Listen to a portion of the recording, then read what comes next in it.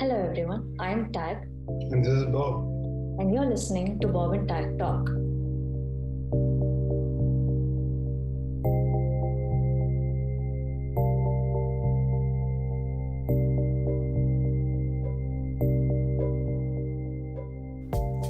Before we start the show, I'd like to point out that the topics discussed on Bob and Tag Talk are for informational purposes only. So please do not take this as investment advice. We urge you to do your own research before making any investment. So today we'll talk about how consumer culture has changed from then and now, and how businesses have adapted to those culture changes and brought about innovations in their practices.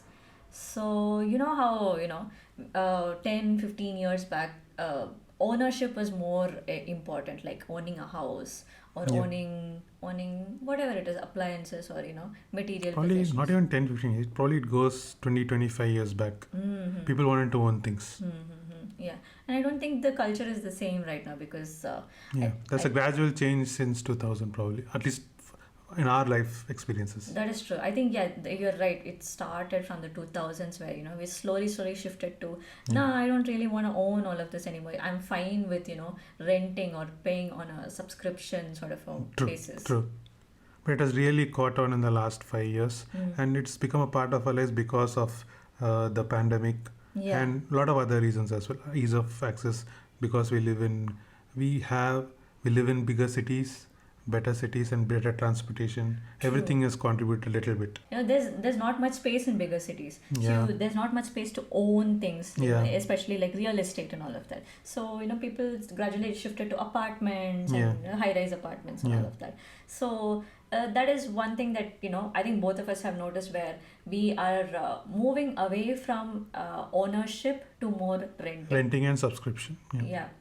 And so with respect to that, there are so many businesses who caught on with that. Yes. And who have brought about these subscription services and renting services to further accommodate for the culture changes. Yes. Like how we used to be very invested in buying furniture, and buying furniture that had a specific sort of a vibe to it, which we like. We probably go to shops, see, and choose things that we specifically wanted for our houses and all of that. From that, it has shifted slowly. It's still it's still there, the ownership portion It's a of it. generational thing. Some generations still prefer that. Yeah, Some generation look for really long term exactly. buying. Yeah. That they want something with high quality, which is really long term. And now we have these simple things. Yeah, there's this app Cheaper called things. I think Furlenco, which allows you to just rent furniture. Rent furniture. So basically, you just have some basic good furniture, good quality furniture, but you rent it, you pay for that, and you just have it. There's no ownership involved in it. And same for appliances also. There are so many places that have like renting washing machines. True. Whatever other appliances you have. The basic idea is that there has been a change in the way people move to different cities to work, or move to different cities. They don't want to own things. They want to be free to move to different cities for work or Right. change. So they just take these items as rent. They use it for a few months, and then probably they have the option of upgrading Yeah. if they want, or they just instead of buying something, selling it and moving away, just renting it, stop the rent and just move away. Yeah, I think that's a really good option for people who are constantly relocating. Mostly for young. Yeah, mostly for the younger people, Yeah. definitely. And I think it's also changed the way we take vacations. Yeah. Probably like 25 years back or something, if you were like to go some other place, you'd probably number one, you'd stay at a place where you know some people there. Yeah, relatives or Yeah, something like colleagues. that. I mean, not always, or it's those big fancy hotels or Yes. whatever it is. Now you've got like Airbnbs where you can just like rent out someone else's portion of a house Yes. and pay for it, and they'll give you home cooked food and all Yes. of that. So how it's very interesting how things have changed in. But has it really changed? I mean, we're just going back to the same things, but instead of say you go through relatives and friends, you find someone. Right. Now it's just digital. Right. You find some stranger, or and then but you have an agreement with them that you use Right. that place for a few days for roaming around the city. Yeah, and the main thing is like businesses are accommodating all of these changes. Obviously, these culture changes have been gradual, Yes. but businesses have been able to pick up on it and make innovations on the go. Yeah. And Airbnb is a result of that innovation. They found that there is a space in the market for people who want cheap but good quality staycation places Yeah. where they can just roam around a nice place and like you said, have fun and then say bye bye and go. And this is the thing is, it has always been there. Generally, like if you want to visit some coffee estates, or you want to visit some tea estates, or some unique places which don't have a lot of hotels, which are remote, we generally look for homestays and things like that. It has always been there, but now there's just a formalized way of doing the same thing. So just like Airbnb, we now moving away from vacations, we also have something like how we do daily subscriptions. Like how do we get our daily milk, how do we get some daily groceries, Yeah. and basically like newspaper subscriptions. So initially, right, we'll have this local places where local businesses which provide milk services, newspaper services. Early in the morning they deliver it. Now we have formalized all these processes. So now we have these big basket, or we have a lot of other innovative companies which are giving basically dairy milk products, but without a lot of chemicals or without a lot of processing. So instead of coming from large factories, they source it from local farmers and they deliver it.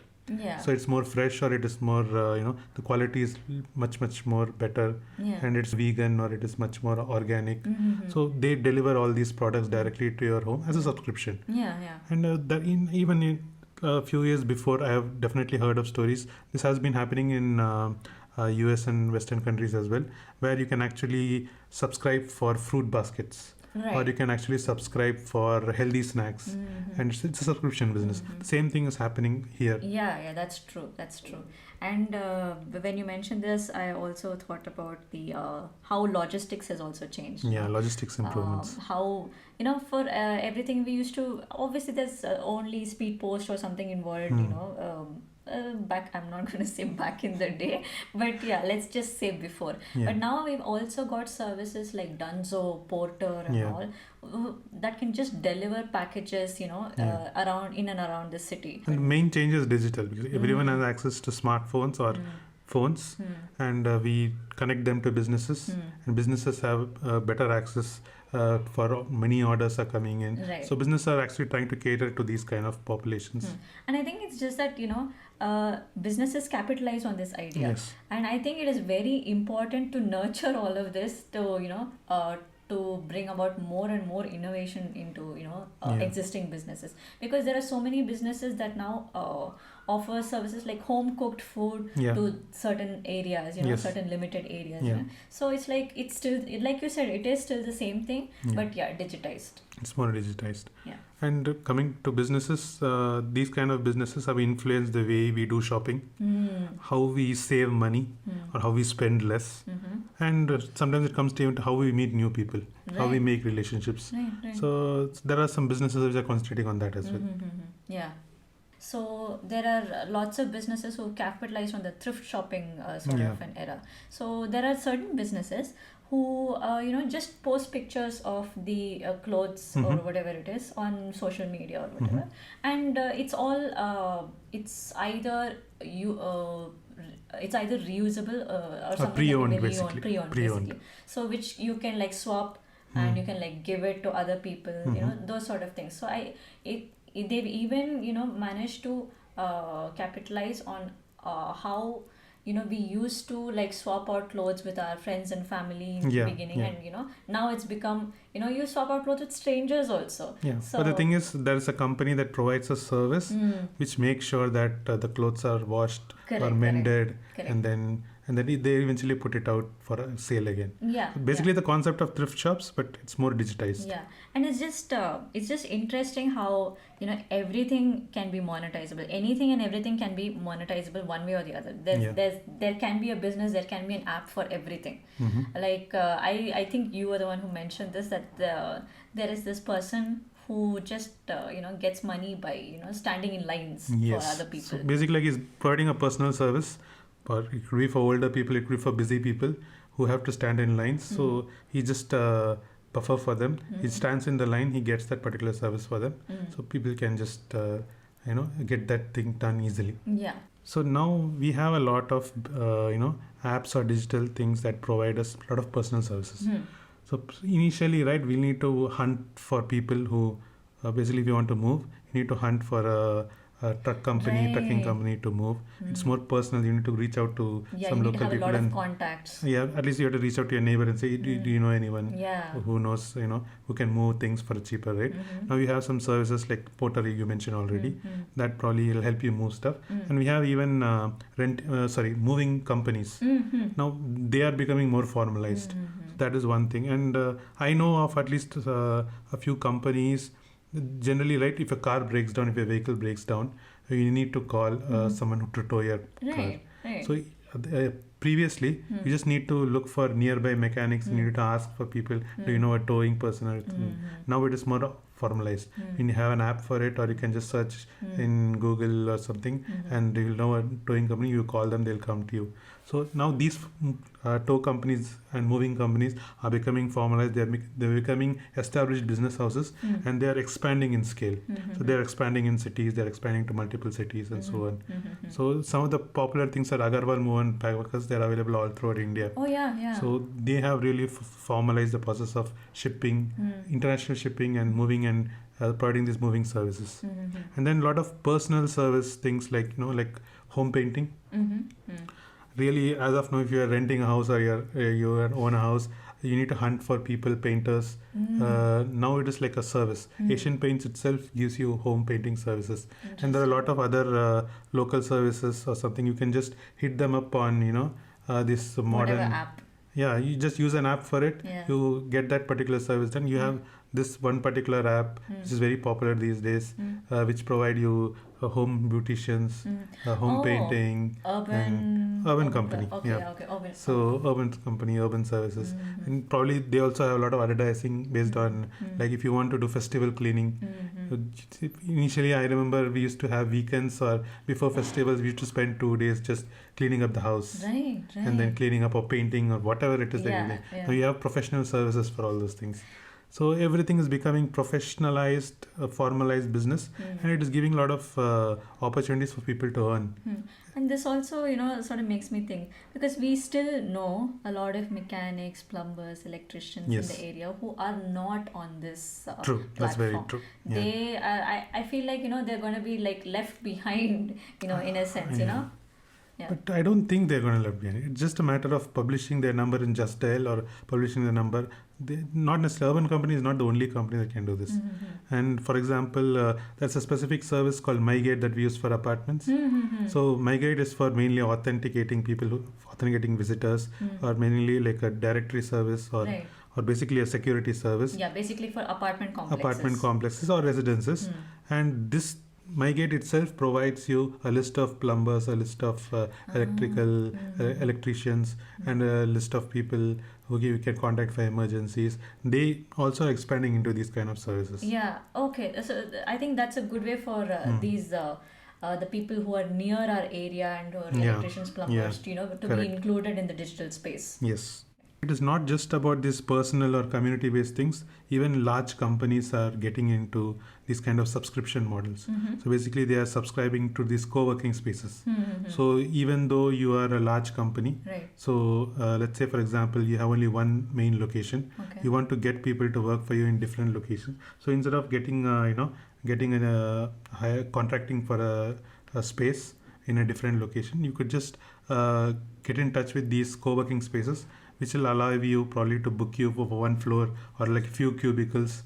And Like then like a lease sort of thing, right? generally when you do a lease, you lease a whole floor or you lease a building. But here you are just subscribing to, let's say, 5 people to work in a remote location, and you just want to enable that. And companies are getting into it. Companies are using it. And I think It's especially useful for startups. Startups That is is the true. way to go. that is true. And obviously, work from home has come these days. Yeah. And I think even with work from home, there's more digitization where every meeting has become digitized. True. With Zoom and all of that, Yeah. because of the pandemic and everything. True. So Zoom has replaced that. And what I have seen is most companies still use WhatsApp for their group conversations. Yeah, WhatsApp has become a kind of a platform now, more than just for communication. So businesses are using WhatsApp to get in touch with their customers, handle their customer care process, and even something like providing emergency services or Right. whatever it is. And it's also become very useful for internal conversations. Yeah, and Zoom has become really popular, especially because of the pandemic. There are always other opportunities like Google Meet. Yeah, agreed. Yeah. And obviously, these sort of companies, start off as really, really small ideas. They probably won't have any investment at all. They'll be they'll be putting money out of their own pocket when they're starting out and all of that. That's how startups operate, right? Generally, 4-5 people get together, they start a business. Yeah. They have an idea. They start it out locally, probably in a particular section of city. And then they try to probably expand to different districts, different cities, and then slowly expand to probably establish a business in the particular state. Yeah, and then that's when you get sort of investors, people who are willing to invest, and that's where the concept of private equity comes in, I suppose. Yes. So private equity investors are generally looking for small startups or even little bit of established startups who have a decent idea that can scale.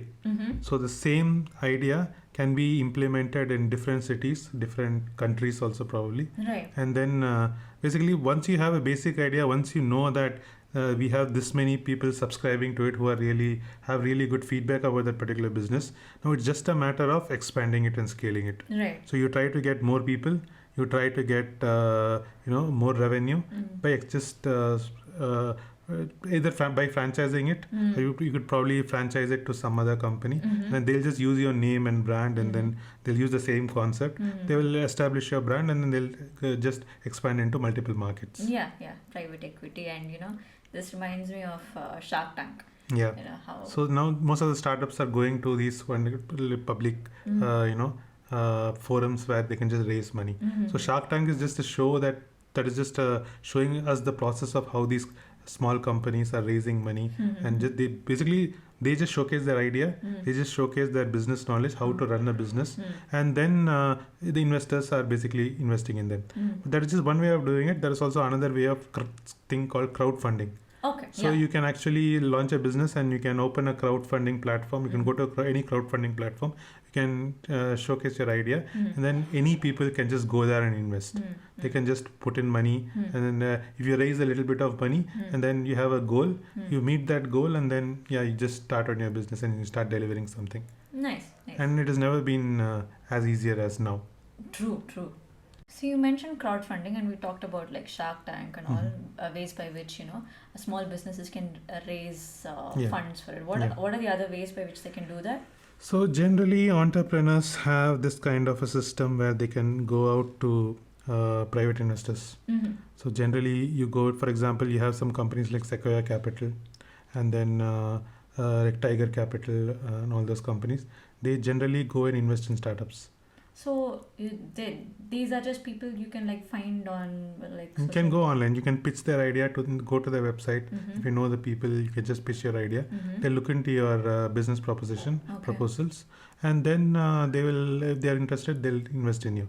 And like all established things like Urban Company, Big Basket, and then a lot of like Just Dial, everything started this way. Most of the businesses start this way. They look for some investors, and then eventually they look for this funding, private funding, and then go through these series like Series A, Series B, Series C capital raising process.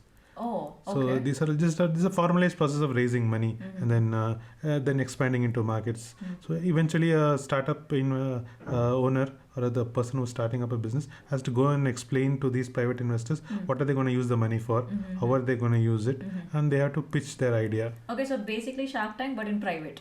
Yeah, basically Shark Tank is just showing us what exactly is already happening, how a new business is started, and how do you raise money for any particular goal or a project. Okay, got started. And yeah, like for example, now once urban company, Big Basket, like what we already spoke about, even Furlenco, all these furniture businesses, everything started this way. But now Big Basket is acquired by Tata, and probably urban company has also a lot of. Eventually, they may be acquired, and Jio itself. Reliance itself is acquiring all of these small companies. Just Dial was acquired by Reliance, and then Reliance also has this kind of middle marketing companies. Okay. So basically, like supplying companies. So basically, all these grocery stores eventually get their supplies not directly from companies but from middle managers or this middlemen. Okay. So Reliance Jio has something called as JioMart, which are actually taking over their businesses. Okay. And then they are going to be the main suppliers for all these small grocery stores. Okay, that's interesting. So eventually you're going to partner up with Amazon, Reliance and all these companies. So even if you're a small startup, you're into this sourcing and delivering all this, you can partner up with these companies. These are different kinds of investments. They're not giving you money, but they're giving you a channel, they're giving you a transportation, or giving you some services which are going to help you build your own business. Alright, so today we talked about how consumer culture is changing, how we're going from more ownership to renting, and how businesses are capitalizing on that, and also about how businesses are monetizing those ideas. And that's all for today. Thank you for listening to Bob and Tag Talk. Please consider following us on our Instagram and Facebook pages for weekly summaries and illustrations of the topics discussed on the podcast. If you found this episode informative, please like, share, and subscribe.